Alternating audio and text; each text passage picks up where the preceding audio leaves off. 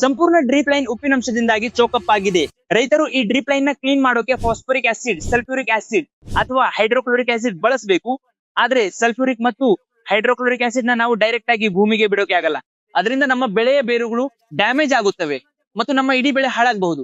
ಇನ್ನೊಂದು ವಿಷಯ, ತುಂಬಾ ರೈತರು ಫಾಸ್ಫರಿಕ್ ಆಸಿಡ್ ಬಳಸುತ್ತಿದ್ರು. ಆದ್ರೆ ಫಾಸ್ಫರಿಕ್ ಆಸಿಡ್ ಪ್ರಮಾಣ ಏನಾದ್ರೂ ಹೆಚ್ಚು ಕಡಿಮೆ ಆದ್ರೆ ಮತ್ತೆ ಬೇರುಗಳು ಡ್ಯಾಮೇಜ್ ಆಗುತ್ತವೆ ಅಥವಾ ನಮ್ಮ ಭೂಮಿಯಲ್ಲಿರೋ ಮೈಕ್ರೋಬಿಯಲ್ ಆಕ್ಟಿವಿಟಿ ಕೂಡ ಇಲ್ಲಿ ಕಡಿಮೆ ಆಗಬಹುದು. ಆದ್ರೆ ಇದಕ್ಕೆ ಪರಿಹಾರವಾಗಿ ನೀವು pH ಟ್ಯೂನರ್ ಅನ್ನೋ ಪ್ರಾಡಕ್ಟ್ ನ ಬಳಸಬಹುದು. pH ಟ್ಯೂನರ್ ನಮ್ಮ ಈ ಇಡೀ ಡ್ರಿಪ್ ಲೈನ್ ನ ಕ್ಲೀನ್ ಮಾಡೋಕೆ ಹೆಲ್ಪ್ ಮಾಡುತ್ತೆ.